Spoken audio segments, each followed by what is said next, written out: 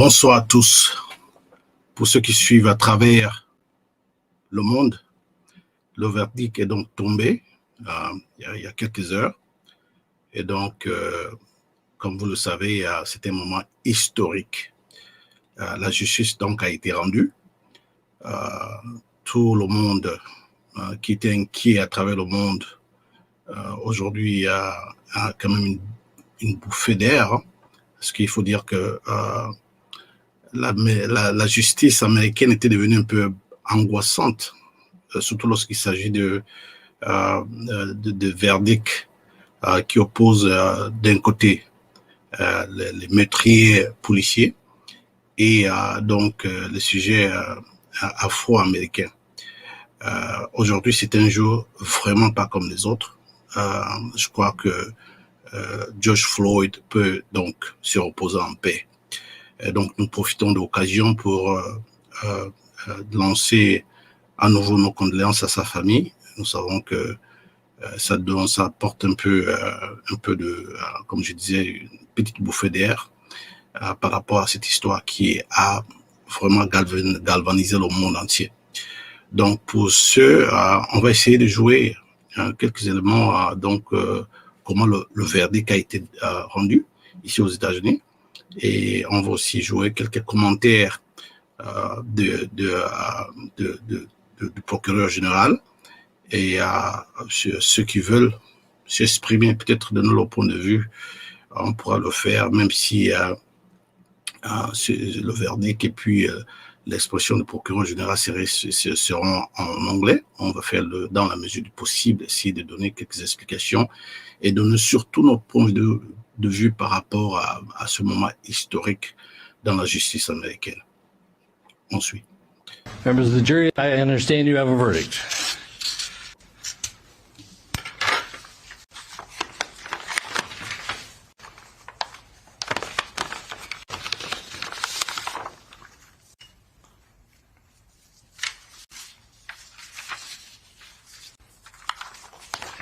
Members of the jury, I will now read the verdicts as they will appear in the permanent records of the 4th Judicial District. State of Minnesota, County of Hennepin, District Court, 4th Judicial District. State of Minnesota Plaintiff versus Derek Michael Chauvin, Defendant. Verdict, Count 1. Court File Number 27, CR20-12646. We, the jury, in the above entitled matter as to Count 1, unintentional second-degree murder while committing a felony, find the defendant guilty. This verdict agreed to this 20th day of April 2021 at 1:44 p.m. Signed, juror foreperson, juror number 19.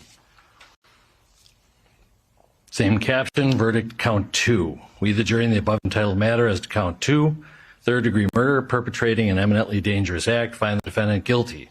This verdict agreed to this 20th day of April 2021 at 1:45 p.m. Signed by jury foreperson, juror number 19. Same caption, verdict count 3. We, the jury, in the above entitled matter as to count 3, second-degree manslaughter, culpable negligence, creating an unreasonable risk, find the defendant guilty. This verdict agreed to this 20th day of April 2021 at 1:45 p.m. Jury foreperson 019. Members of the jury, I'm now going to ask you individually if these are your true and correct verdicts. Please respond yes or no. Juror number 2, are these your true and correct verdicts? Yes. Juror number 9, are these your true and correct verdicts? Yes. Juror number 19, are these your true and correct verdicts? Yes. Juror number 27, are these your true and correct verdicts? Yes. Juror number 44, are these your true and correct verdicts? Yes. Juror number 52, are these your true and correct verdicts? Yes. Juror number 55, are these your true and correct verdicts? Yes. Juror number 79, are these your true and correct verdicts? Yes. Juror number 85, are these your true and correct verdicts? Yes. Juror number 89, are these your true and correct verdicts? Yes. Juror number 91, are these your true and correct verdicts? Yes. Juror number 92, are these your true and correct verdicts? Yes. Are these your verdicts, so say you one, so say you all? Yes. Yes. Members of the jury, I find that the verdicts as read reflect the will of the jury and will be filed accordingly. I have to thank you on behalf of the people of the state of Minnesota for not only jury service, but heavy-duty jury service. What I'm going to ask you to do now is to follow the deputy back into your usual room, and I will join you in a few minutes to answer questions and to advise you further. So, all rise for the jury.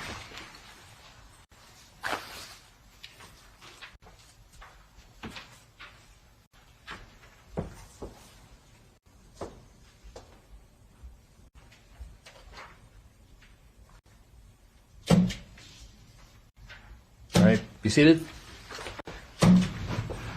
With the guilty verdicts returned, we're going to have Blakely, you may file a written argument as to Blakely factors within 1 week.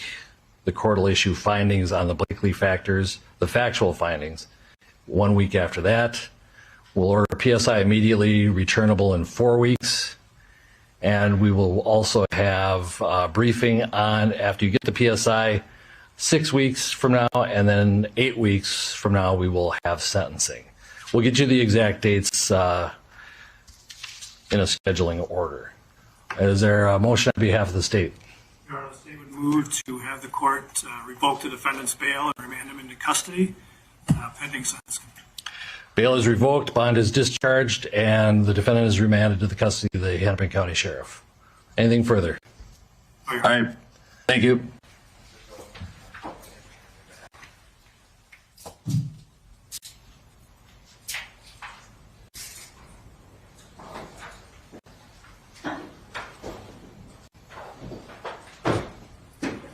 We're adjourned.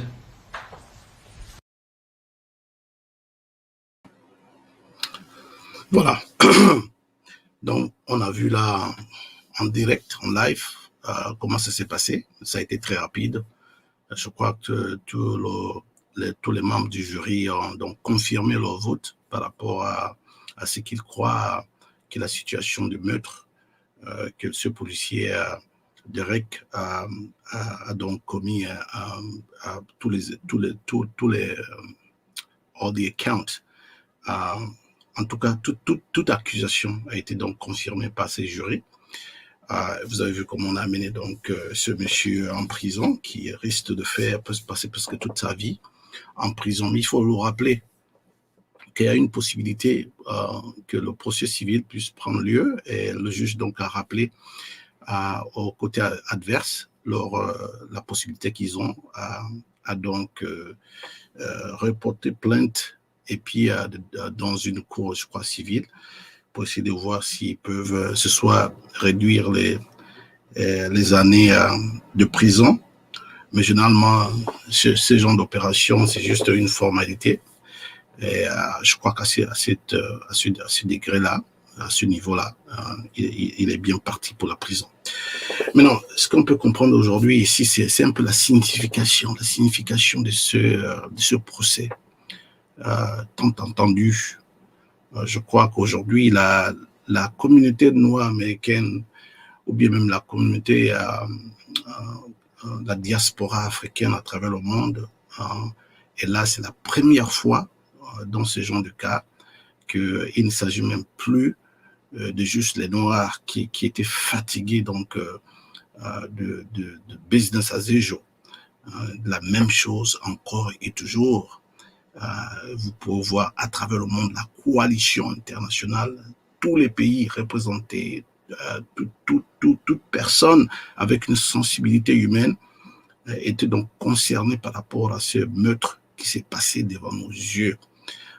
C'est donc une bonne chose que aujourd'hui marque une nouvelle, un nouveau moment, une nouvelle ère pour ce qui est de la justice américaine. Et lorsque je dis la justice américaine, il s'agit beaucoup plus donc des policiers américains qui vont désormais faire très attention lorsqu'il s'agit de commettre ce genre d'actes, et puis penser qu'ils vont juste être acquittés. Donc, ce qu'on va faire tout à l'heure, je vais essayer de jouer un autre élément, donc du commentaire du procureur général de Minnesota, qui est en train donc de donner des explications, son petite analyse après le verdict. On va écouter, et là on rappelle que tout homme qui veut participer donc à ces analyses, parce qu'il est question ici de donner son opinion. On attend à ce que les gens réagissent. Si vous pensez que vous avez quelque chose à dire par rapport à ce que vous avez écouté, vous savez, depuis 1 an, nous sommes restés, ça a été le suspense total. Et vous pouvez voir que avant la délibération, puisque le monde entier était captivé pour attendre donc le résultat. Donc, si vous avez quelque chose à dire, n'hésitez pas, faites-moi signe, envoyez-moi un message inbox. Comme ça, je pourrais donc vous envoyer le lien pour que vous veniez ensemble. On pourra donc continuer de faire l'analyse par rapport à ce qu'on comprend, la signification de ce verdict-là. Et le fait qu'il a fallu que le monde entier s'immobilise. Quand je dis le monde entier, il s'agit donc au-delà de ce qu'on appelle traditionnellement au-delà des races. Même si, voilà, il n'y a pas de race, il n'y a qu'une race humaine. Mais on a vu que les Blancs, les Noirs, partout à travers le monde, il y a eu un sentiment de ras-le-bol. Donc, on va essayer d'écouter le procureur général de Minnesota et puis on revient justement pour continuer à faire cette analyse. Encore, ceux qui veulent participer, envoyez-moi un message inbox et puis je vous envoie le lien pour que vous soyez, pour qu'on puisse faire cette analyse ensemble. Courage in telling the truth. To countless people in Minnesota and across the United States who join them in peacefully demanding justice for George Floyd, we say, all of us, thank you. In the coming days, more may seek to express themselves again through petition and demonstration. I urge everyone to honor the legacy of George Floyd by doing so calmly, legally, and peacefully. I urge everyone to continue the journey to transformation and justice. It's in your hands now. I also want to address the Floyd family, if I may. Over the last year, the family of George Floyd had to relive again and again the worst day of their lives when they lost their brother, their father, their friend. I'm profoundly grateful to them for giving us the time we needed to prosecute this case. They have shown the world what grace and class and courage really look like. Although a verdict alone cannot end their pain, I hope it's another step on the long path toward healing for them. There's no replacing your beloved Perry, or Floyd, as his friends called him, but he is the one who sparked a worldwide movement in that. Ok, donc techniquement, qu'est-ce que le procureur est en train de parler?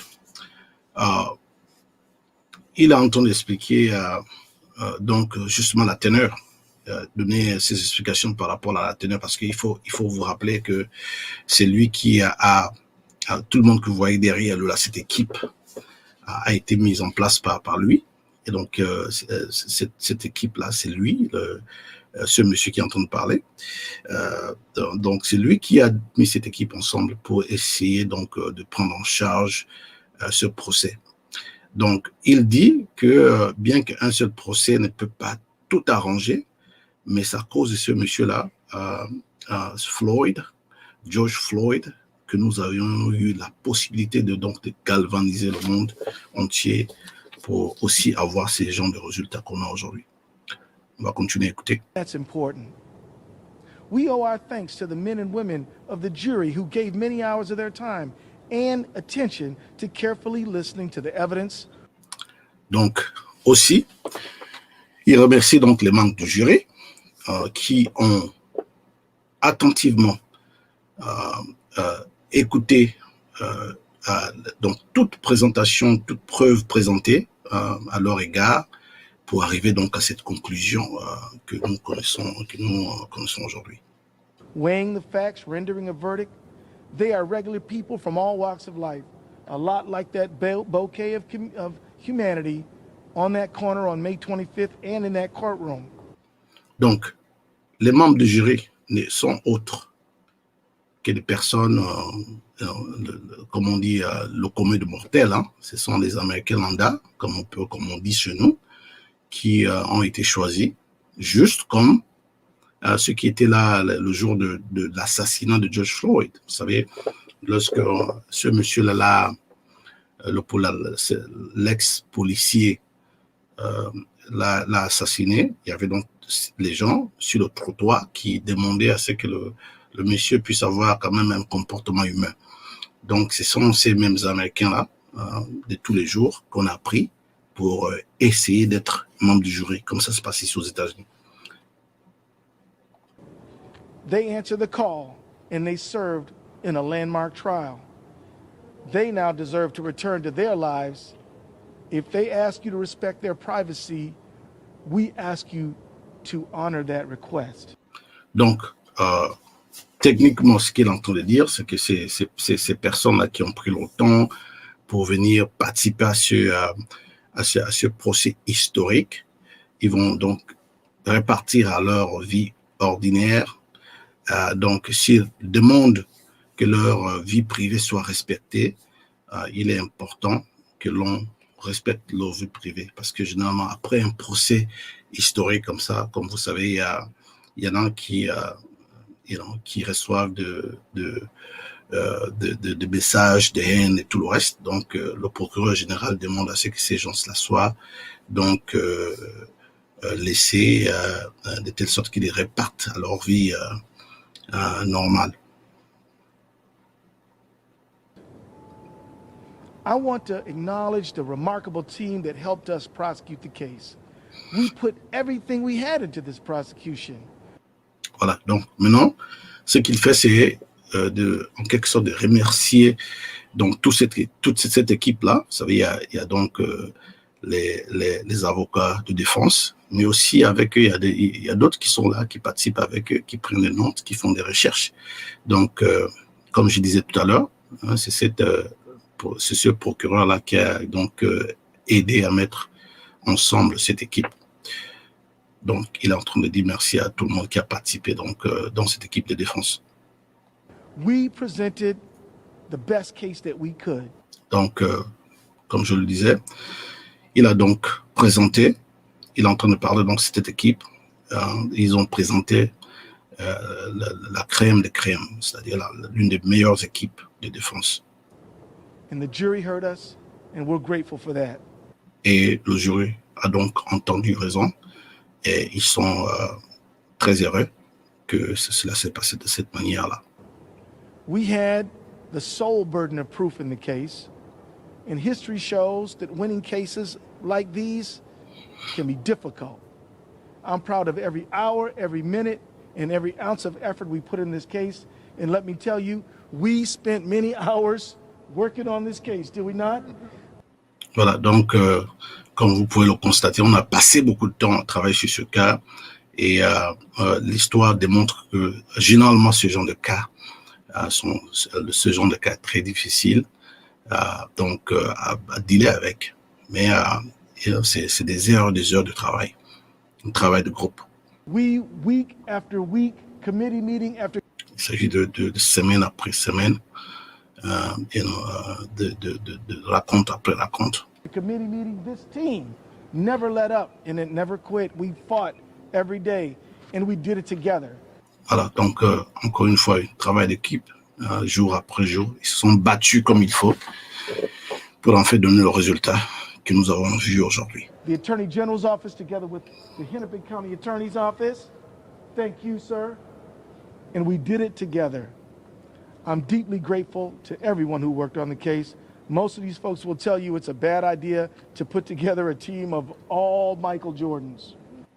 Donc, il s'agit ici, pour utiliser le terme de nos amis, il s'agit de la Dream Team. C'est-à-dire que, bon, ici, il parle il s'agit même d'une équipe composée seulement de Michael Jordan. Donc, tu comprends bien que il a fallu une équipe de cette envergure pour essayer d'amener les résultats qu'on a vus, les meilleurs des meilleurs. Nobody would want to pass the ball. This team, that was their true strength, is sharing the load, passing the ball, understanding that all of us together are smarter than any one of us alone. Voilà. Donc, lorsque vous avez une équipe de meilleurs, parmi les meilleurs, au point où personne n'accepte, je vais dire, des meilleurs qui comprennent donc le talent des uns des autres et chacun donc passer la balle à l'autre parce que ensemble ils ont compris que ce n'est qu'ensemble utilisant donc les forces de chacun d'entre eux, donc l'expertise de chacun d'entre eux, que le résultat pouvait être celui qu'on a donc vu ce soir. And that worked. Although the verdict has been rendered, this is not the end. In the coming weeks, the court will determine sentencing, and later this summer, we expect to present another case. Voilà. Même si le verdict a été rendu, c'est pas encore terminé. Dans les semaines qui suivent, on risque de présenter encore un autre cas. We will not be talking about that. Mais on ne va plus parler de ça. This verdict reminds us how hard it is to make enduring change. Donc, ce verdict aujourd'hui nous rappelle comment c'est difficile d'apporter des changements dans une société comme celle-ci. And I just want to finish by sharing some important historical legacy, if you allow me. Donc, je vais terminer en vous rappelant l'histoire. L'histoire, c'est un fait historique.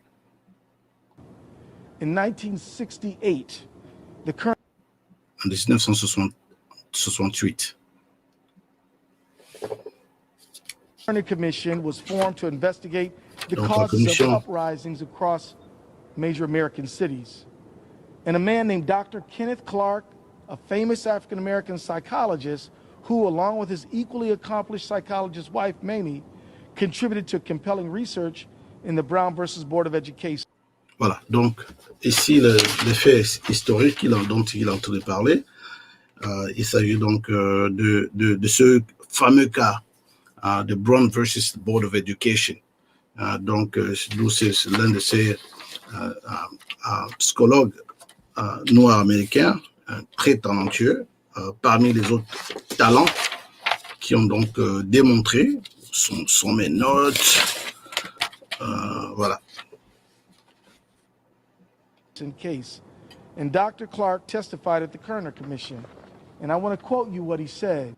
Donc, il est en train de dire donc, ce procès, donc la présentation de Dr. Clark durant ce procès, donc l'un des procès les plus connus dans l'histoire des États-Unis, donc de Brown versus Board of Education.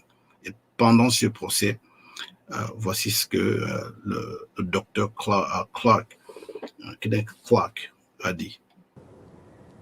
I read that report, the one in the 1919 riot in Chicago, and it was as if I were reading the report of investigating the committee of the Harlem riot in 1935, the report on investigating the Harlem riot in 1943, and the report of the McCone Commission on the Watts riot.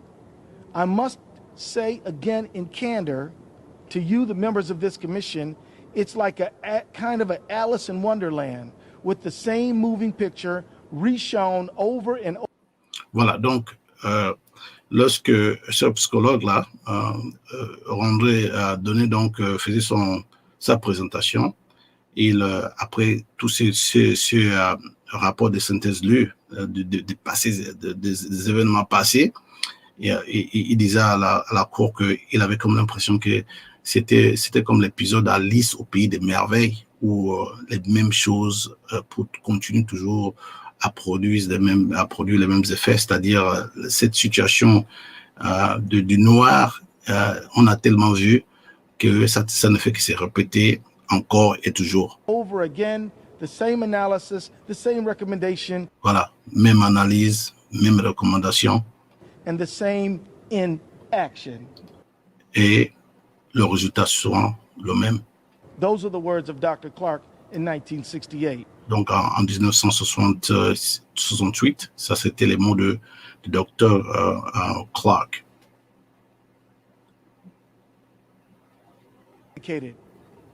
By the chief of police, by Minneapolis' longest serving police officer, and by many other police officers who stepped up and testified as to what they saw and to what they knew. What happened on that street was wrong. Voilà. Donc, il faut aussi que l'on reconnaisse le fait que ici, il s'agit, il faut aussi rendre hommage à ces policiers. Parce que généralement, il y a souvent, on dirait, un code de silence ici aux États-Unis. Lorsqu'un policier fait quelque chose, il est généralement protégé par d'autres policiers qui, la plupart du temps, c'est soit ils ne viennent pas participer au procès, mais souvent, ils choisissent de ne rien dire. Là, on a vu, avec ce procès-là, quelque chose de différent où les policiers, les chefs de police, les commissaires et tout le reste, en avaient marre. Donc, ils venaient dire complètement que ces pratiques-là n'étaient pas des pratiques de la police américaine. Donc, ils ont dénoncé et ils ont donc pris des distances par rapport à cet acte qui a été posé ce jour-là par ce policier. We owe it, and we owe our gratitude to fulfilling their. We owe them our gratitude for fulfilling their civic duty. Donc, nous avons une gratitude envers ces personnes qui ont donc assuré leur rôle civique. And for their courage in telling the truth. Mais surtout pour leur courage, pour avoir pris, comme je disais tout à l'heure, les policiers toujours entre eux, ça se protège toujours jusqu'à maintenant, où tu vois même le chef de police venir complètement prendre 90 degrés de tour pour montrer que trop c'était trop. Il fallait donc que la police prenne ses distances par rapport aux mauvaises pratiques de certains policiers, comme Derek Chauvin. To countless people in Minnesota and across the United States who join them in peacefully demanding justice for George. Donc, aussi, donc, rappelez, donc, je vais donc faire venir un de mes amis qui est là. Je crois que cette conversation peut la continuer en français prochainement. I have with me a brother, Paul Pomfrey. Welcome, my brother. So, you know what I was trying to do here, we're live, just to remind you, we're live trying to give some explanation because, you know, this trial was actually watching all around the world. And we also have an entire continent of Africa, including the Francophone Africa. I was trying to give them some translation. This is actually the Minnesota Attorney General was speaking. So what I'm going to do, I'm going to stop giving the explanation in French. I probably will come back on this element and give them some kind of a translation about what's going on right now. Everybody knows actually, you know, what's the deal at this point. You didn't know that, you know, this guy is actually, is going to jail for good. So your microphone is muted. If you can unmute it, so we can start talking about this situation. First of all, I want to thank you again for joining me tonight and trying to make sense, because, you know, the media outlet usually don't give the entire perspective on how people feel. So that's why I wanted for you to come on the show to give your perspective, because, you know, this is an historical moment for all of us. What is your take on it? You know, if you want, I can still play some of the, you know, first I can play what's the starting with the judge, and then we can also play whatever this man, the Attorney General, was saying, and then I'll give you a chance just to respond based on this element. Is that work for you, or you can just step in? I'm ready to step in. Okay. You're the man. Go ahead, take it. Okay. First of all, I say that this is a victory, but I think the victory needs to be put into context. Yeah. What I mean by that is I would look at it almost like a baseball game. All right. Wherein someone hit a sacrifice fly into the stadium next to the home run wall. in which the other team is able to catch the ball. But you got to recognize that there's someone on third base that can tag up and still score, even though the person has not, had gotten called out for the person catching the ball. Absolutely. I think that the way the media has treated this case, it's been in a way of getting us to pay attention only to the guy who's catching the ball. Absolutely. And not to the people who are scoring after the ball was caught. That's right. And so I see this as, yes, the person got out. So there is a victory in this. But we must keep in mind that this is only, if I describe it as, a trip on the road. You got a piece of pavement, a nice smooth pavement that's 15 feet long, but you're on a 100-mile road. So yes, you will have a smooth ride for 15 feet. But unless we look at the fact that we still have the rest of this 100-mile road to smooth out and make right, we're going to have a very rough ride ahead of us. And so for that, I would say today, let us be happy, let us cheer, but let us recognize that the way we got to where we are now was because many people stood up and said no to what happened to George Floyd. So are you saying that it took the entire planet, the universe, to really say we can take this no more, to have this kind of a justice? Yes, what I'm saying is that especially people in the United States need to understand that this country has carried out so many criminal acts. For example, since George Floyd has died, there has been over 60 people in this country that have been killed by the police. And the overwhelming majority of those people are people of African and Latino descent. And so my point is that this is one case out of 60 in the last year. So it means we still have a lot of work to do. Let us not let our guard down and go home and think that, okay, we're on easy street. This guy is now going to jail, because believe me, this country has been known to create sacrificial lambs and throw them under the bus and then go right back to business as usual. Yeah. And I would dare say within the next 2 weeks, there will probably be another African-American, unjustly beaten, shot, and even killed by the police structure in this country, because the police structure in this country has been set up to protect the interests. And I go a step further. Not only the police structure in this country, but the U.S. military as well has been set up to protect the interests of large corporations. When we look at Africa today, and we look at the United States military under the African command structure throughout Africa, where you have U.S. bases in every country with the exception of one, and that's Eritrea. In the continent of Africa, you got a U.S. military base there. It may be a drone base there. It may be a base that they claim that they're training local soldiers on how to wage war. But U.S. bases, there's over 60, actually it's close to 80 military bases in the continent of Africa today. And the question has to be asked, why? What are they there for?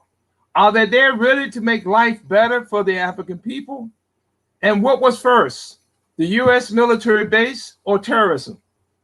Because often what ends up happening is the U.S. military base comes into a country, the next thing you know, there are terrorists there. And the question needs to be asked, where did the terrorists get their guns? And what countries do you find all these terrorists in? And you often find them in countries that have a lot of natural resources that U.S. corporations and the West wants. And so we must recognize, both inside this country, with the police inside this country, as well as on an international basis, that the U.S. military and the U.S. police are working hand in hand with helping U.S. companies rip off our communities.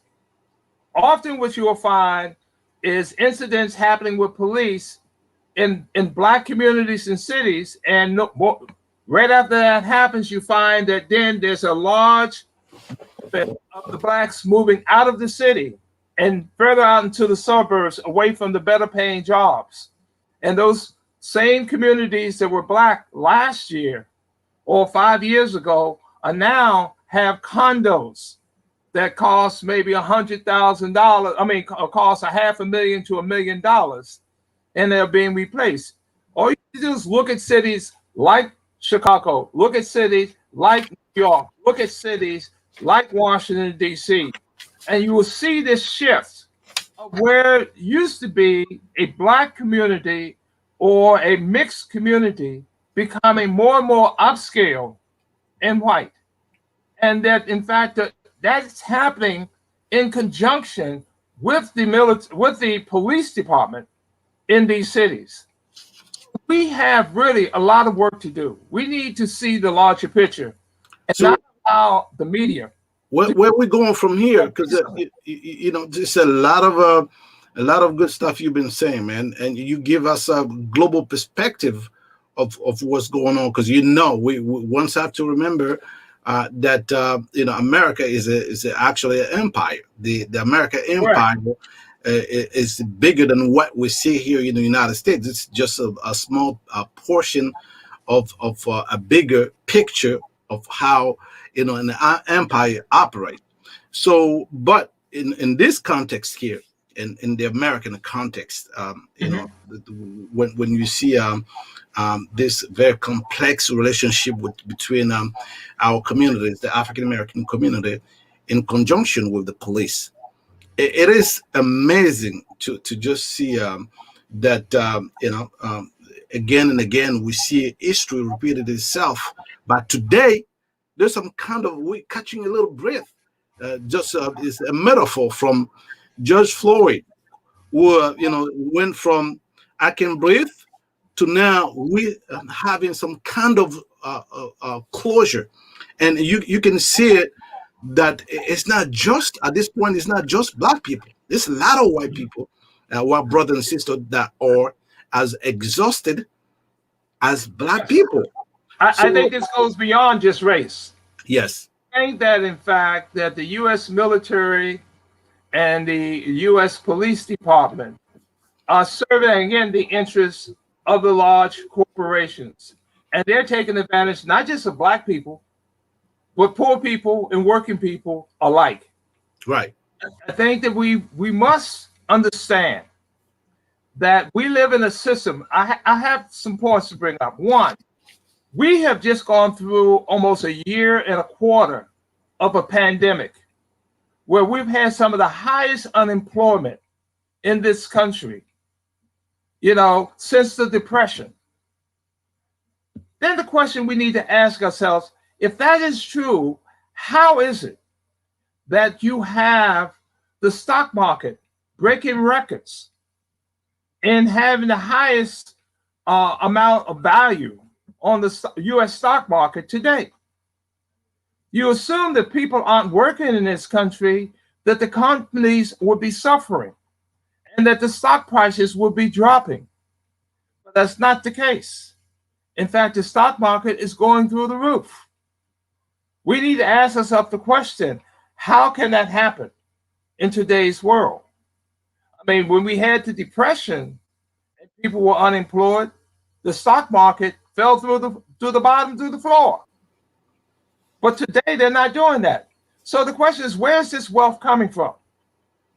And how is it that we're living in a society today where you have huge unemployment, and yet you have the stock market not being negatively affected by high unemployment?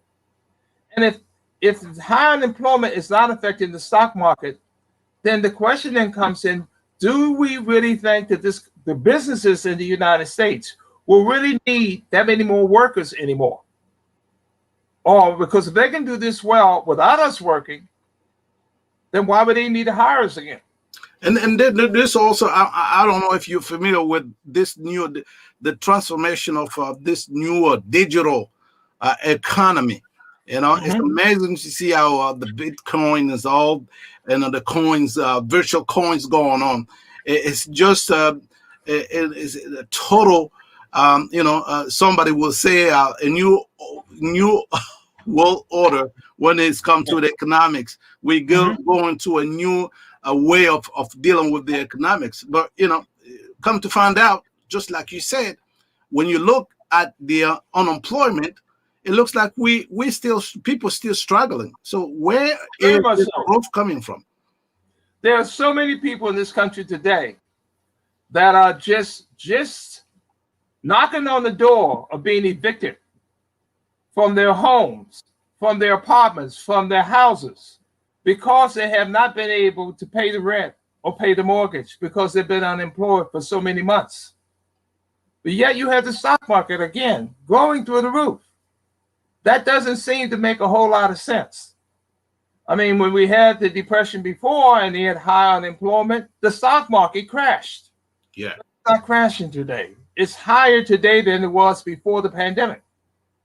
So it's showing us that the way the economic system is functioning today is being functioned in a different way.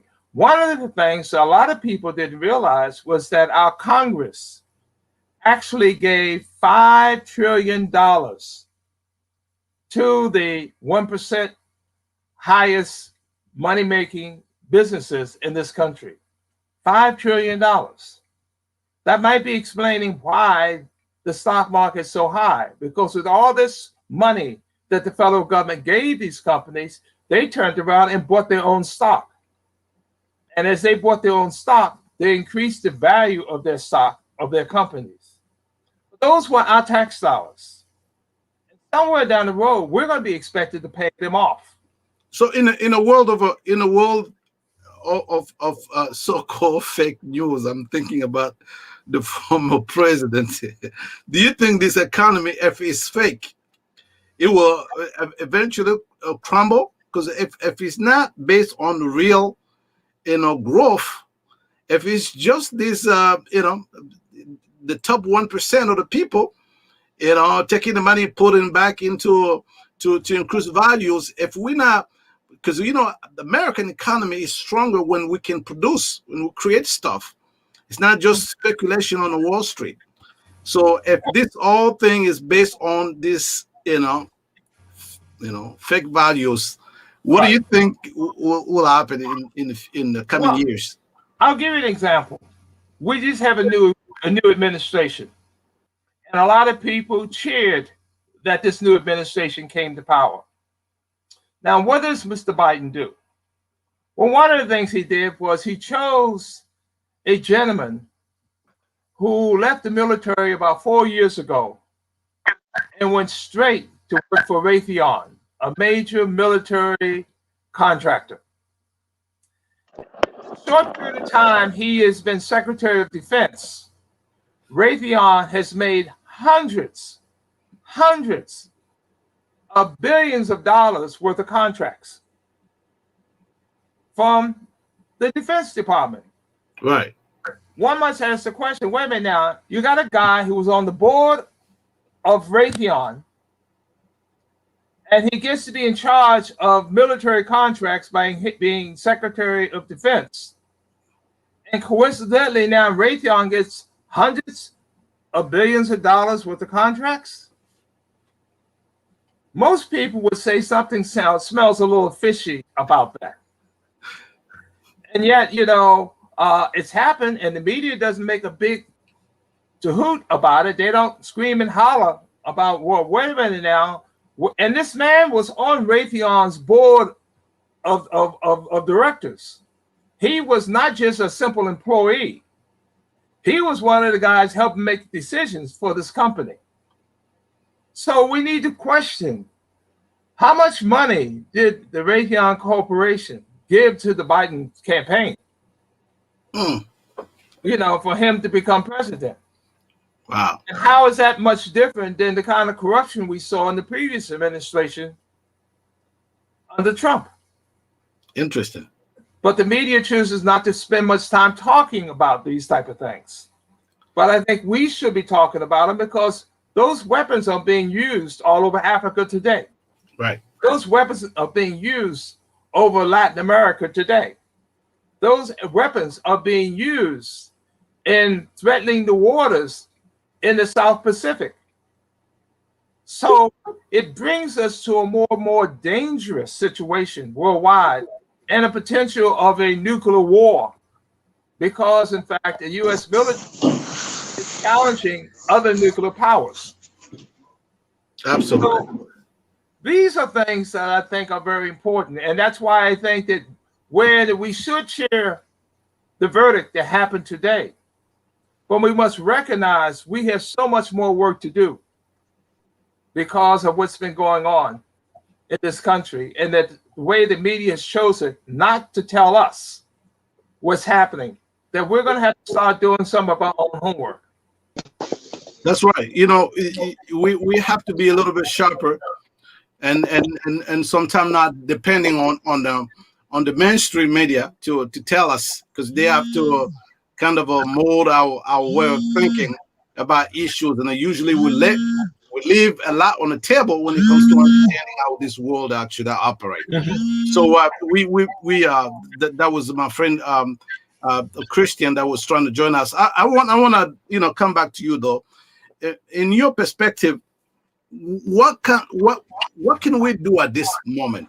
I think this is a good beginning of America saying, okay, you know what, this is it. This is probably the time where we have to go back and try to do good.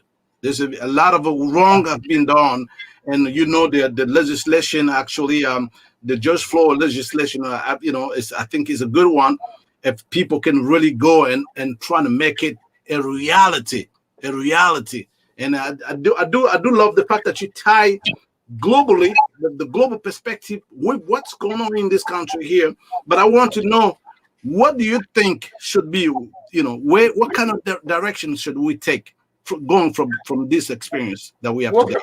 Well, first thing, I think we need to look at where does our federal government spend our tax dollars.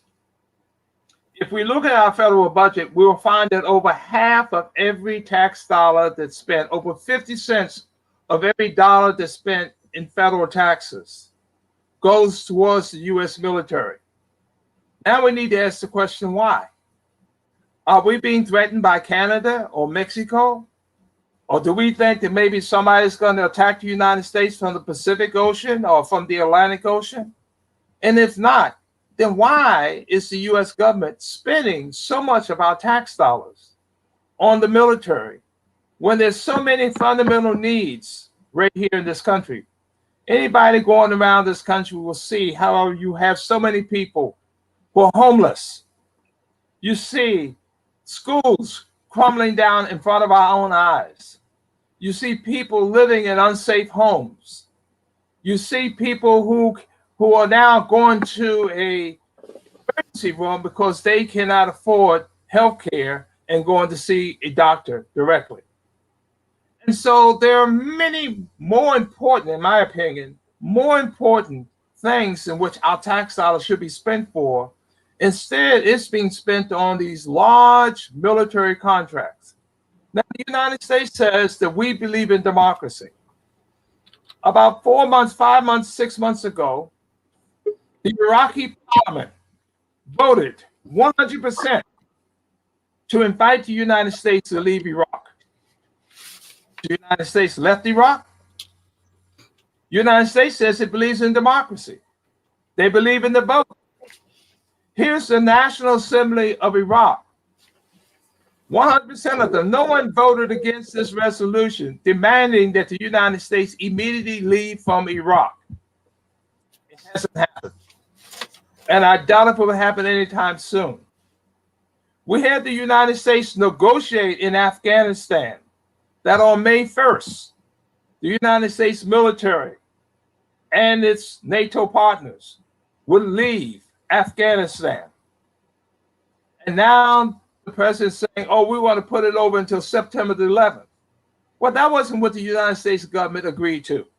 It agreed it was going to leave Afghanistan May 1st. So why is it staying there?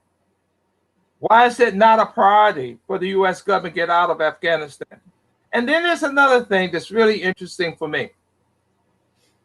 United States has been in Afghanistan now for almost 20 years. And it's occupied that country for all that time. The question one needs to ask themselves is, how is it that the largest importer of heroin into the United States today comes from Afghanistan? Right. How does that happen?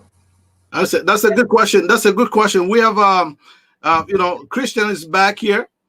We have Christian is back. Also, Joxy Ondo Luamba is back here, is with us. I'm gonna just give them a little chance to just give some kind of impression or their opinion about the verdict.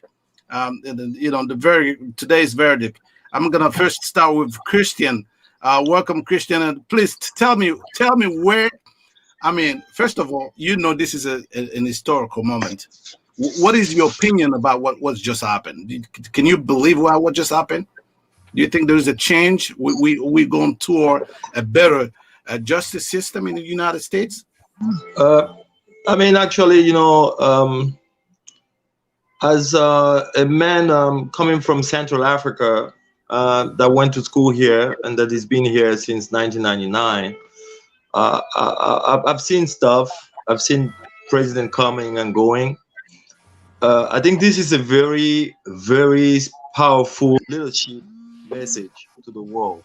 Actually, first to America, it's a very powerful message to the world. A very powerful message to policemen, to the policemen in America, that you cannot just think that you're gonna continue to kill black men like pigeons.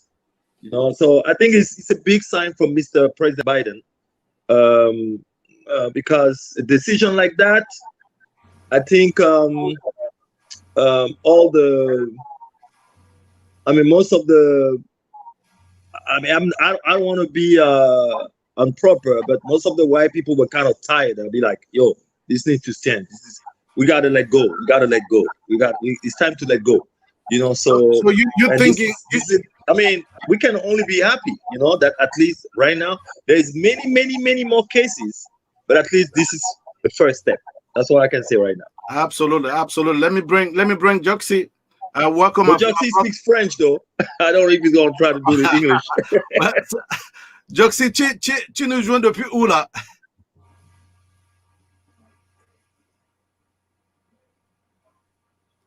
Alors, on te reçoit pas.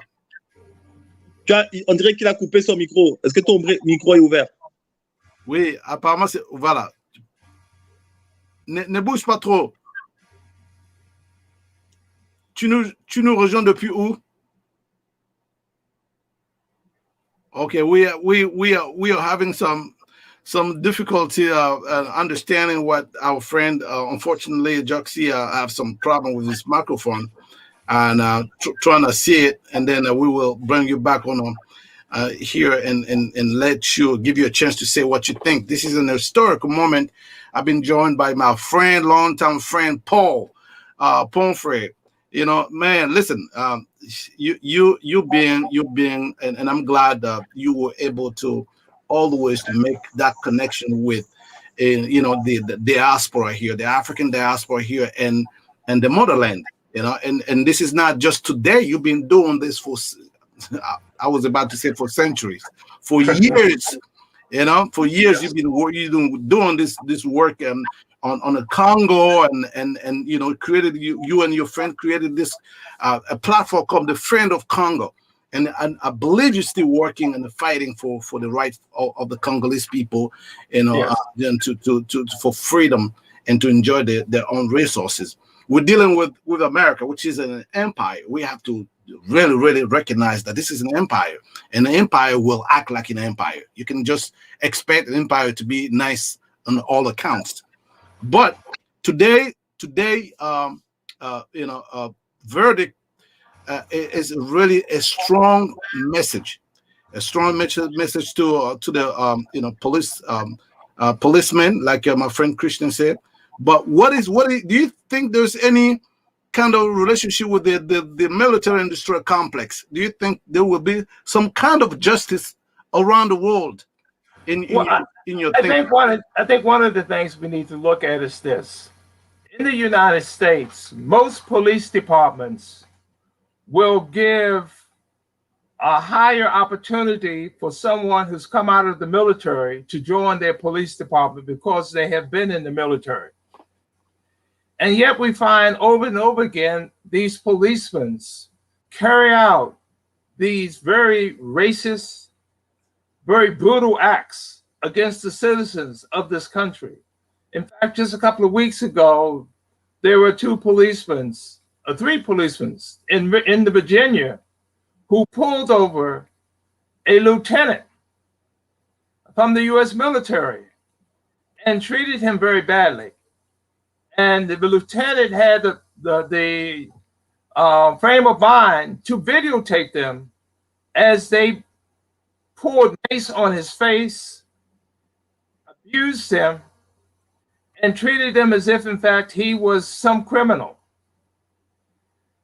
This is an example of what happens when many of the U.S. military operate in countries like Iraq, in countries like Afghanistan.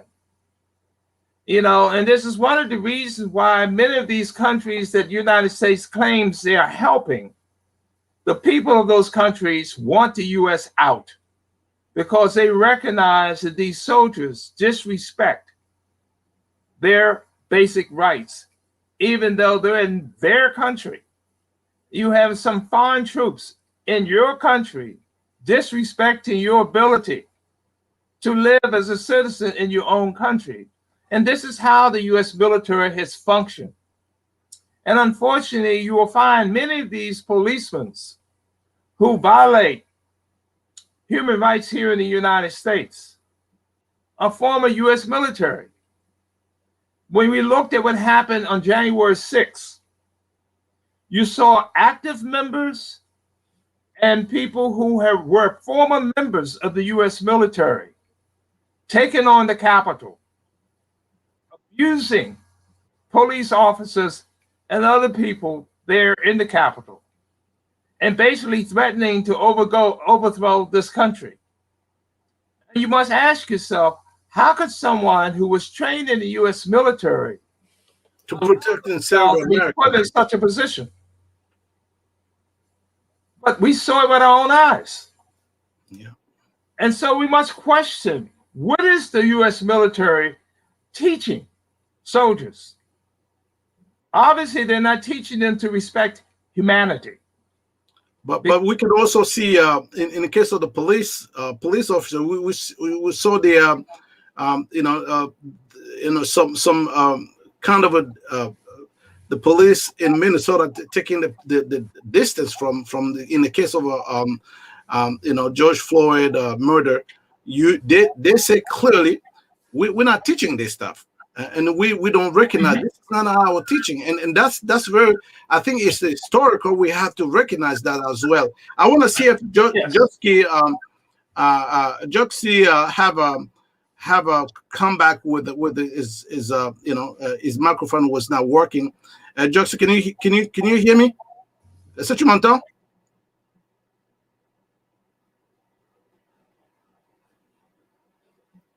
Okay, so you're still having some problem.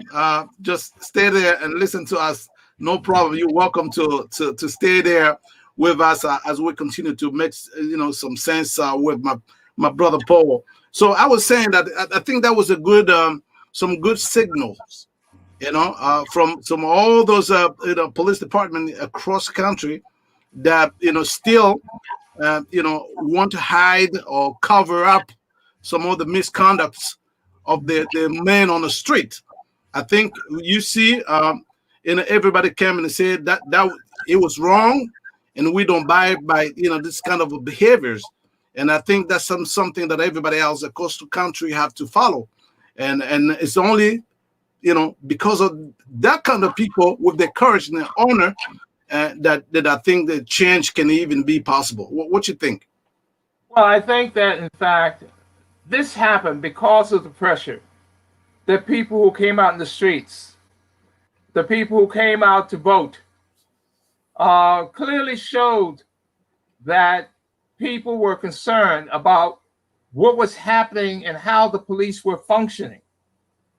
And then when people started talking about defunding the police department, I think that made a number of policemen, especially in Minnesota, uneasy, because you had members in the city government actually say the same terms, that they wanted to defund the police department. So I think that that happens to be a particular case, but I won't say that that's happening across this country yet.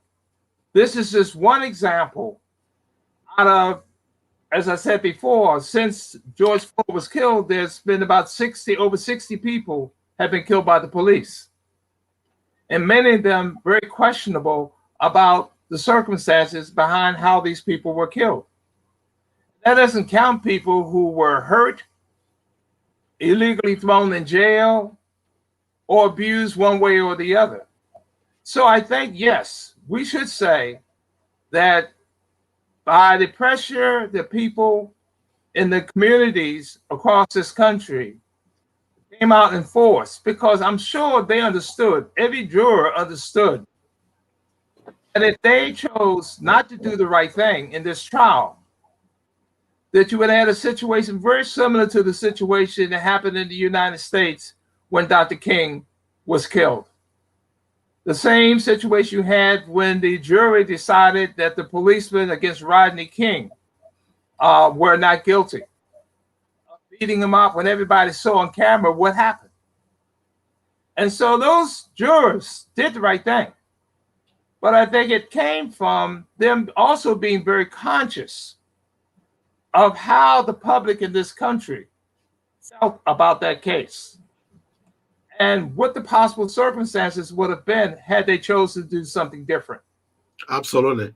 I'm going to bring Christian again to give us his perspective. Do you think, Christian, do you think this verdict will render in the way that we know today because there was some pressure? Do you think the jurors a juror member was aware of this case being an international one? Everybody was captivated across color line, across parties.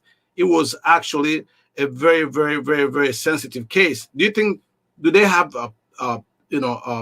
pressure, or this is just a matter of overwhelming evidence of what just happened in our eyes? Your microphone.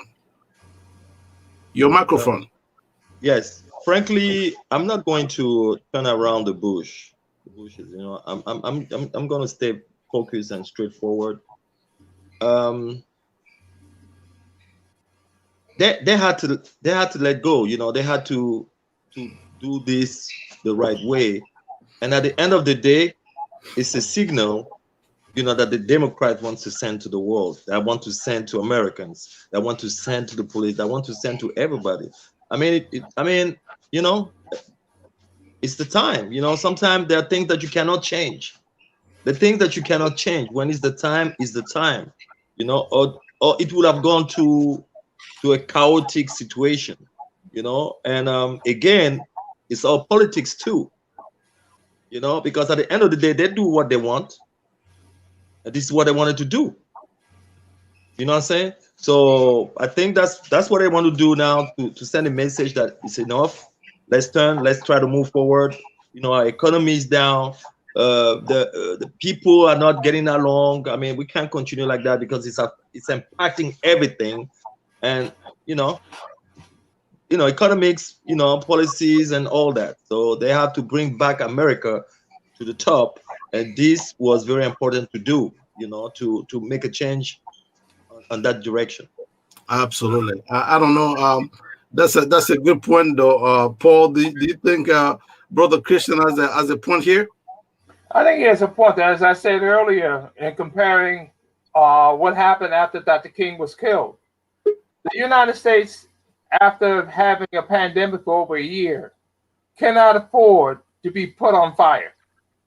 And so that means that they cannot do something so blatantly wrong that people's emotions would react in a way that would really be very destructive throughout this country.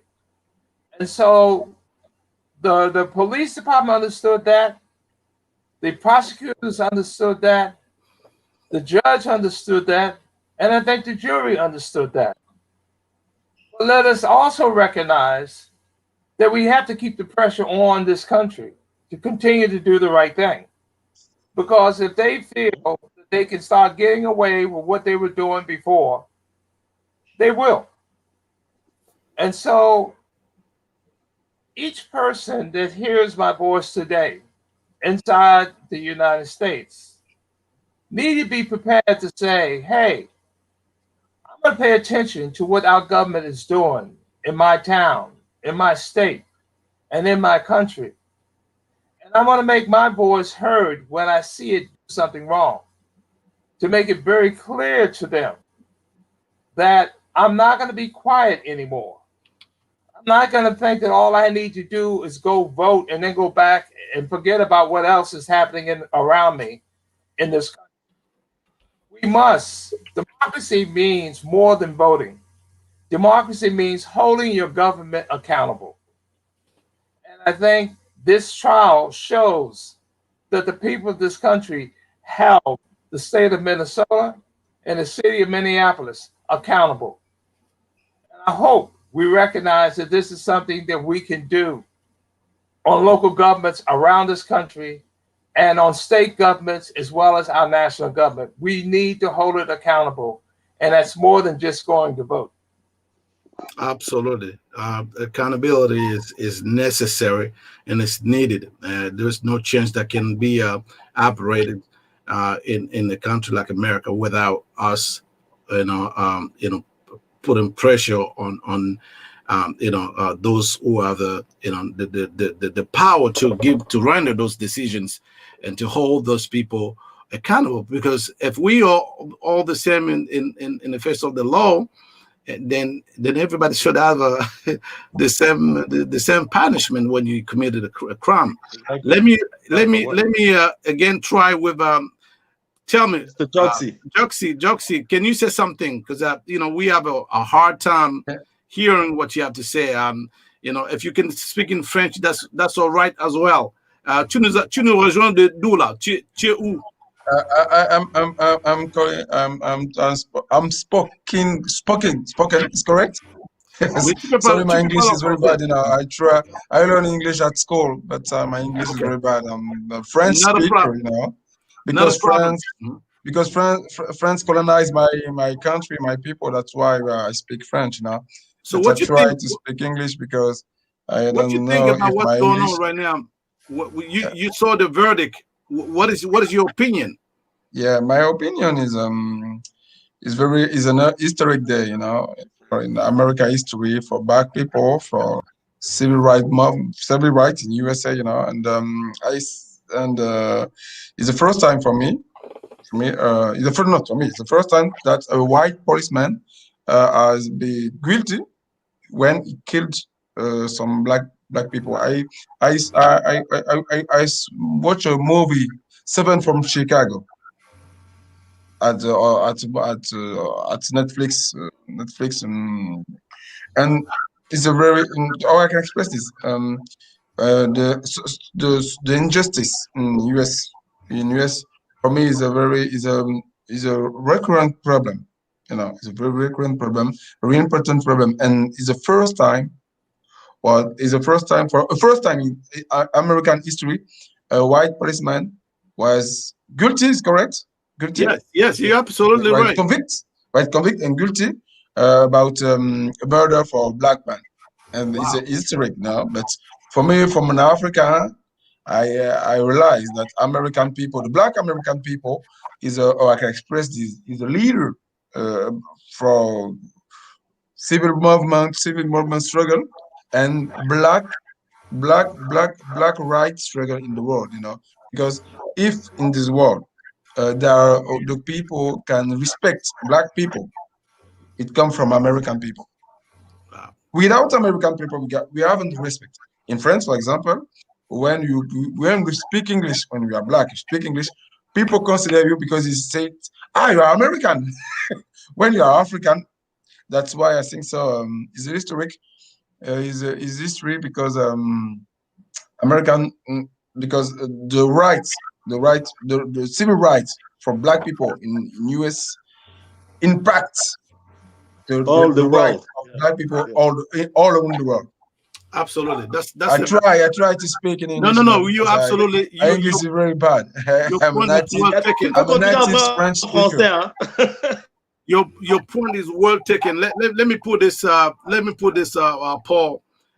Here's a brother that's from his own perspective is saying that it's so important for what just happened to be putting into perspective of the diaspora. The black diaspora in America is so powerful that whatever happened here having an impact on the entire black, population of black everywhere they are in the diaspora or even on the continent. And he was talking about some example in France. When you speak English, people automatically assume that you're African American, and then even the treatment automatically change. So this is what happened. This is so important.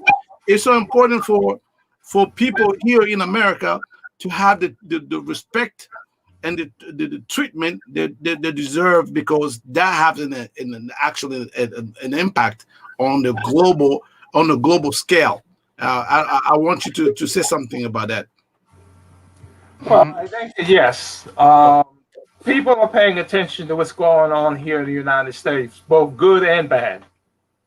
And I think this is all more important about why we here living in the United States need to begin to really focus on how do we go about actually setting a good example as to demanding justice, demanding peace, demanding that our government does the right thing, whether it be on a local level, a state level, or a national or international level.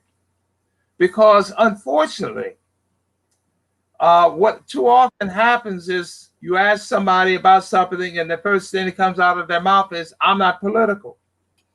Well, that's like telling me that you don't breathe. Whether you do something or don't do something, it's political. Meaning that a person who chooses not to vote, that's a political statement. If a person chooses to vote, that's another political statement. And whether you like it or not, it still affects you, because right, it will impact on you one way or the other. Yeah. It's going to impact on you in a positive way or a negative way. And so it's very, very important, I feel, that people recognize, just like breathing, it's a necessary activity that one has to do if they're going to try to survive in today's world. Exactly. Absolutely. Things from a political perspective is necessary if you want justice, if you want peace. It's like driving down the road where your vehicle's in cruise control and you say, I don't want to grab hold the steering wheel. Well, you pretty much guarantee you're going to have an accident. We have to recognize that we have to grab hold the steering wheel of our lives and make sure that the government, whatever government, our government that we live under, does the right thing. Because if we don't, they will continue to do what's in their interest and maybe not in ours. Absolutely. Very important we do that. Yeah. So Christian, I think Juxi was making a point, and then you were kicked out of the platform. I just want you to kind of add something to what he was actually saying. The importance. Why is that the diaspora, including those African on the motherland, have to pay attention to what is going on in America? Why it's so important for people to really pay attention? Because whatever is happening here have a direct affect with not only black in the world diaspora, but also people on back home. What is your take on that? I mean, my take on what Mr. Joxy. Oh my God, what happened? We can hear you. I'm sorry. Yeah, I'm here. So, you know, what Mr. Joxy Ondo said is very true. That whatever happens in America has an impact all over the world, and more specifically, whatever African Americans are doing in America impacts the world. You know, like today we're able to enjoy human rights. We're able to enjoy so many civil rights, but it's because of African Americans. You know, like Martin Luther King and John Lewis and the rest. You know, they fought, they did the good troubles for us to be able to be civilized, to be considered as humans and have the same pleasure like every other human beings. Because at the end of the day, there's only one race. There's no two race, no three race, only one race, the humankind. So all these white and black, Asian things was just made up for economical reasons. But so what Joxy said is very true. I'll give you a little. I'm going to do a digression. I'm going to talk about something. Like, you know, sometimes I hear Africans, you know, when a black man in America is killed, they'll be like, oh, yeah, why was he maybe in a gangster neighborhood? Why was he in the ghetto? Why were these? Oh, you know, African American, they're killers. They do that. They do this. They're lazy and all that. But if it was not for African Americans, if it were not for all the black women that fought for civil rights, it was not for all those African Americans that died since slavery and stood up and all that, we would not be able to go to colleges. We would not be able to be lawyers. We would not be able to be engineers in this America or in the world. You see, so people have to check the history before saying things that that are very disrespectful, you know, and shows a lot of ignorance, because you can accredit whatever the European would tell you, but you cannot validate what are facts and that come from your own kind. You know, and that's one of my issues with some of the leaders in Africa. I believe they are very colonized minded, and we have to decolonize our mind. Especially every country that was colonized by English people, by the British or by the French or the Portuguese and all that. We have to decolonize our mind, and then maybe the new generation of African leaders will have a different vision on the.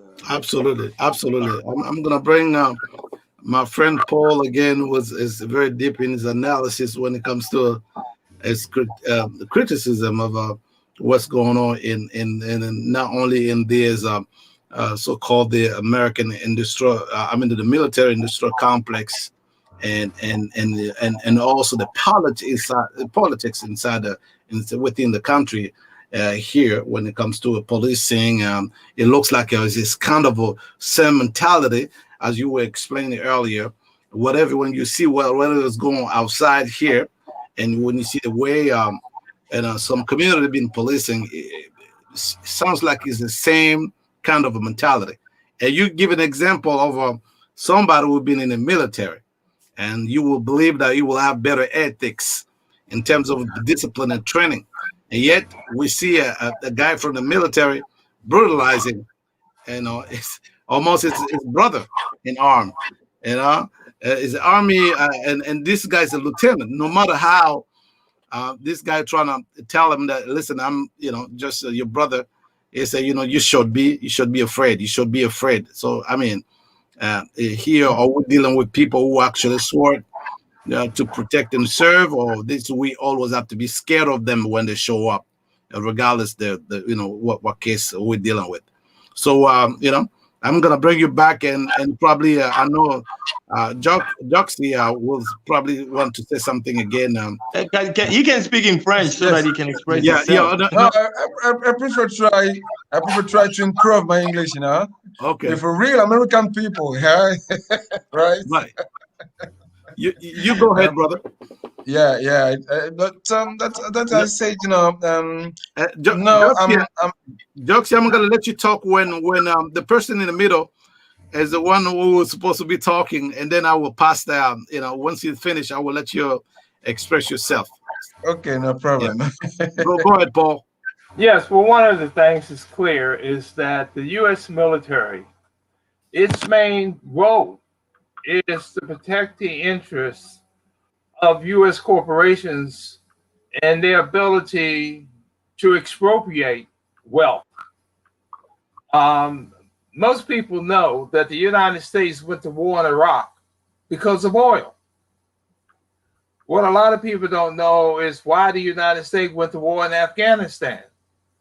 Well, it's been shared that Afghanistan has trillions of dollars worth of minerals under their ground.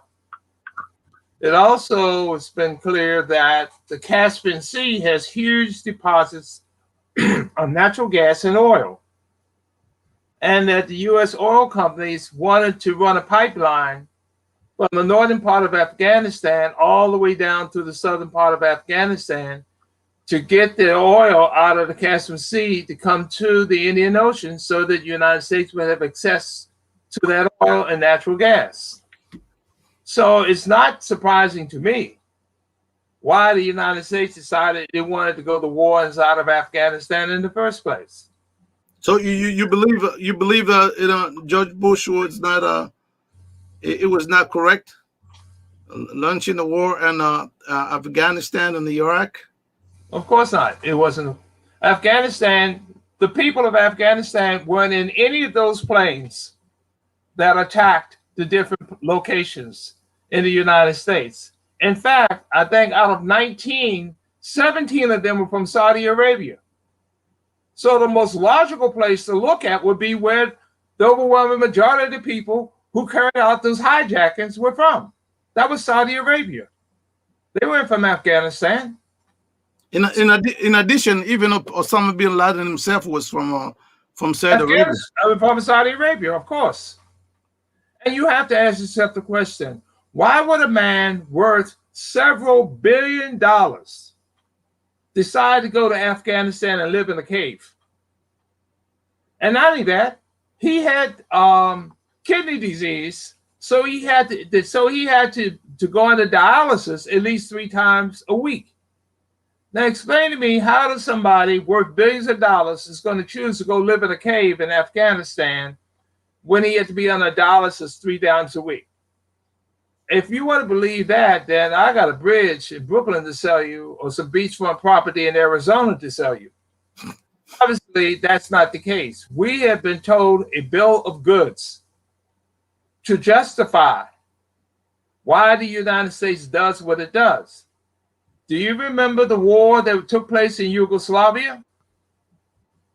If you look at the areas in which the United States waged war in Yugoslavia, there were the 3 southern states of Yugoslavia. Now, what would be the value of those 3 southern states to Yugoslavia?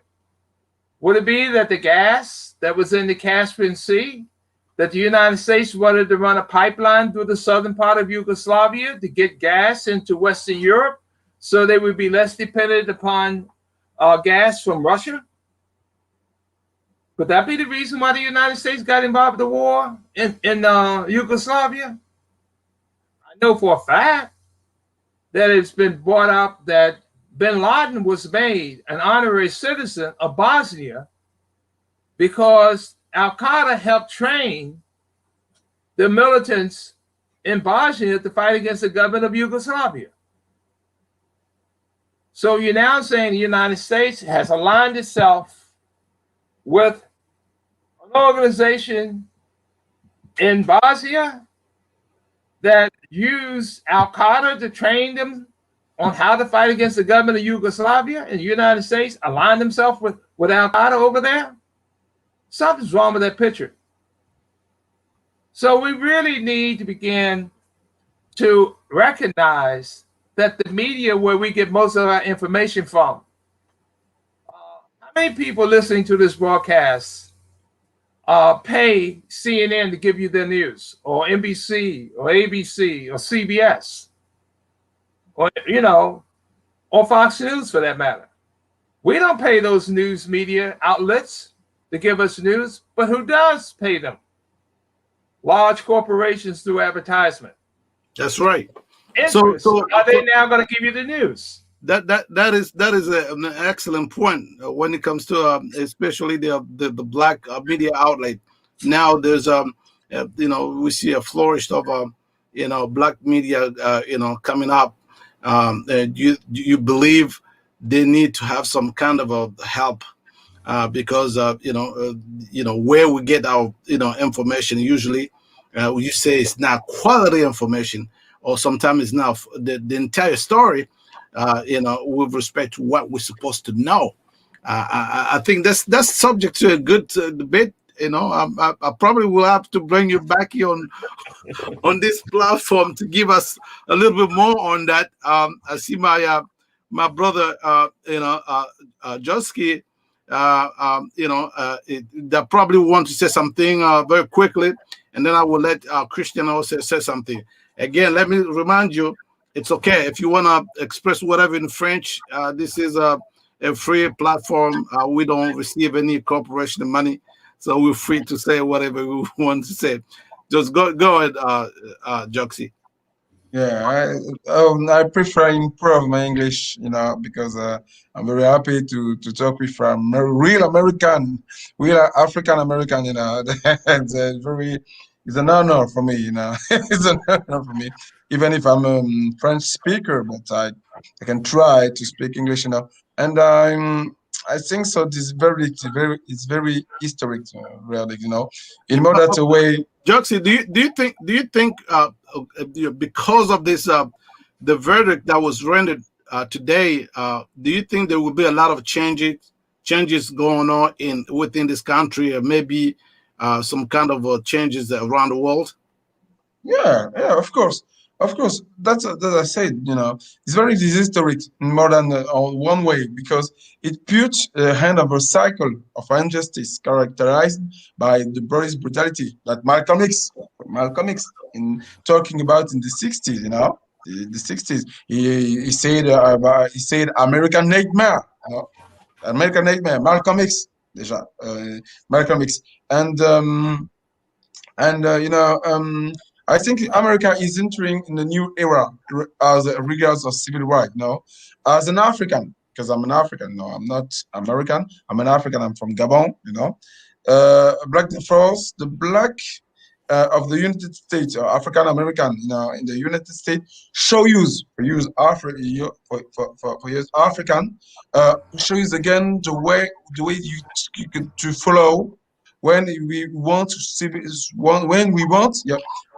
Right development in a human being. I think about a citation about Nelson Mandela, you know, in French, because in English it's very, I can translate, but I know this citation in French. Nous revendiquons notre droit à être des hommes, à jouir de la dignité dévolue à un être humain. C'est une chose que nous entendons obtenir maintenant. And Malcolm X to say, by any means necessary. Yeah, it's a dignity, you know. It's a dignity. It's a question. It's a dignity question. Dignity. I think so. Yeah. Black American, African Americans struggle for our dignity. Dignity. Dignity. For our dignity. Absolutely. Because we are a human being. We are a human being. Yeah. Well said. Absolutely. Good point right there. You know, again, the brother is you know, pounding down on the fact that the struggle here, the African American struggle here, cannot be separate for the struggle of black people all around the world. And when the struggle is if there is a victory here, it means victory everywhere. And he was able to talk about the, you know, Mandela. You know, that this fight is something that we have to win, and just concluded with Malcolm X that said by any means necessary. So Christian, it's kind of a emotional, although the brother, trying the best he can to really, give us his perspective coming from, international perspective on how these events are tied to our own experience, because even though we, some of this country in Africa didn't go through slavery, but we do go through colonization. And some of this country continue to suffer from the aftermath of colonization. And, it's usually it's just a different name, but the result usually is actually the same. Do you think this verdict tonight, this afternoon, was actually a beginning of something greater that we don't even understand? It's definitely something greater. Like Joxy was saying, everybody is watching the struggle that African American been going through since the Civil War time and back. And like right now, as we are speaking, I'm gonna tell you that from tomorrow in Paris, there are gonna be a lot of marches because they have so many cases of police brutality, where a lot of Senegalese kids, youth, a lot of Malian youths being killed by the police, being sodomized by sticks and stuff like that. I mean, like crazy stuff, and people been marching. But with this victory that African American has shown to the world, it's never going to be the same again. And I want to take this opportunity also to talk to African leaders in Africa and all the activists in Africa. We cannot fight. We cannot stop the fight to fight for human rights. We cannot stop the fight for democracy, for good governance, because if we stop, nothing is going to change. So we're fighting for our dignity, like Mandela said. It's not tomorrow, it's today, and we can't stop. And if African Americans were able to do it, we can do it. So they've been showing us the light, and we have to follow that torch, the torch for freedom, the torch for human rights, the torch for dignity, because we are human. So that's the powerful message. We have to continue to fight for our dignity by all means necessary. That's it. Yeah, absolutely. Talking about a man who life is defined by fighting. Let me tell you, guys, if you know this man, Paul Frey, my friend, has been in a fight for a long time. He's been fighting for African rights for a long time. His fight is not just here. He goes everywhere where there's life bodies. And this guy has been a champion of this kind of stuff. And I know how he feels now. I know exactly how he feels, but it's still he stay awake, knowing that any changes always one step forward is always being compromised by another step backward. I want for you to step in, Paul, and to just let us know that this is the work still. The work is still for days to come. We can excuse me, are we going to talk about the Idris Deby situation in chat? I think since we've been here an hour, I think I'm gonna, because I'm gonna have, because there's a program after this. After this program, maybe we can do something.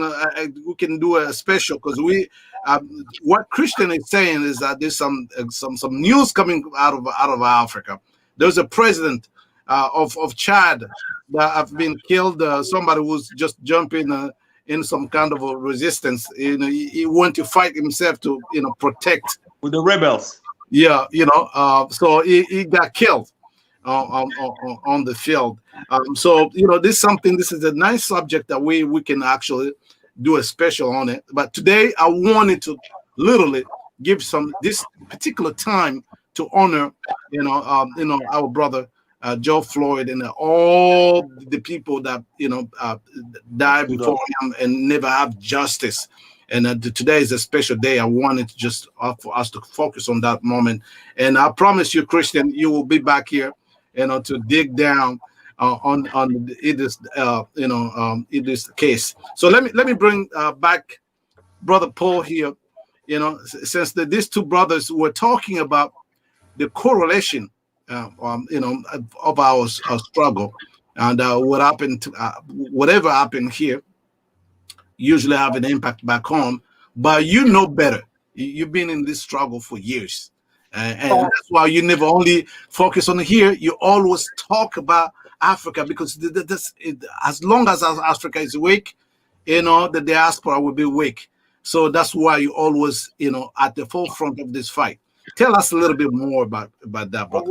One thing I want to first start off by saying that I did a DNA test to find out from whence I come. And the test showed that 100% on my father's side came from Gabon in 1624. You're welcome, my brother. Oh, so I'm one of your brothers. That is interesting. Can you imagine? Now I know why you and me, we've been so tight. so we're amongst family. You go ahead, brother. You go ahead. But the thing is yes, that I've learned a while back that our struggles are connected. Because in fact, the way imperialism works is it sucks the wealth from countries around the world and brings it back, not for the people of the country, the host country, but for the top 1% of the host country. I mean, people saw France do that throughout Africa, throughout Asia, and parts of the Caribbean. You saw Britain do the same thing throughout Africa, throughout Asia, and parts of the Caribbean. You saw Spain do the same thing. And now the United States is doing it on steroids. The United States gains its wealth because let's look at the facts. 50 years ago, there were a whole lot more factories inside the United States than they are today. 50 years ago, there were a whole lot more wells that they were pumping oil out of, and there were more mines that they were pumping different types of ore out of. Those things have disappeared. The question has to be asked, how is it that the United States wealth continues to outgrow the rest of the world? And the answer is they're sucking it out of Africa. They're sucking it out of Asia. They're sucking the wealth out of the Caribbean. They're sucking the wealth out of Central America and South America. And we need to be clear that we'll not get justice in our country, in this country here, and there won't be justice in other parts of the world until we address the theory that is being done by the top 1%ers in the United States in partnership with their partners out of NATO, such as France, such as Great Britain, such as Germany. We must be very clear that this struggle we're in, it's not just a U.S. struggle. It's not just an African struggle. It's a human struggle. It's a struggle that anybody that believes in human rights must play a role in pushing for justice, for humanity throughout the world, as well as in the United States. And so that's, I guess, would be my message that I would like to share with the audience today, is that this is a struggle that we all can play a role in, that we all can be a part of, and that we must be a part of, and demand that, in fact, we have justice like we did in the trial today, but there's so many other trials that must take place that we must continue to demand justice from. Thank you very much. Hey, listen, bro. What can I say? It's hard to come after you, man. And that conclusion is so beautiful to put in. I'm going to let this to the gentleman also to give their conclusion. So basically, you're right on point, and we can see when the human family come together, come together, you can see that there's nothing that we cannot do when we all come together across every kind of fake consideration. People talk about color, talk about race. Christian said earlier that this is only human race. There's no such a thing as a black race, white race. We're all human beings, and we all want the same thing. And here in America is life, liberty, and the pursuit of happiness. Any human being that live in this country or even around the world is looking for the same principles. So when we come together and say no to oppression, to injustice, to all of this stuff that actually is bad for our human dignity, I think there's nothing that can resist to our fight against all that. So I'm going to let Christian to bring his thought and conclusion on what just happened in the United States. What is your conclusion on this trial? My conclusion is that I want to say first of all, thank you to all the judges, thank you to all the police that came and witnessed. Thank you to all the Black Lives Matters.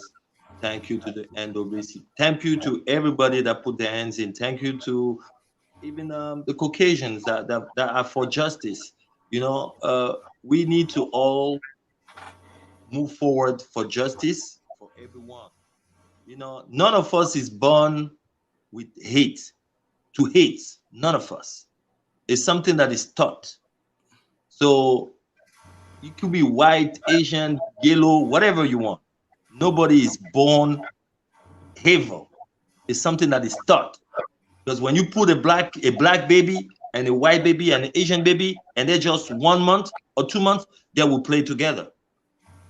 You see? So let's remember that and just do what is good for the world. Because once we can interact each other, try to be curious about the other culture, not be into those cliche, things will be better. Let's get along and do what is right for the humankind, for humanity. That's my message. And towards the continent, Africa, I want to tell people like the leaders to stop treating their own kinds like they were black slave, like black slave owners, and putting into slavery other black people, because that's what it is.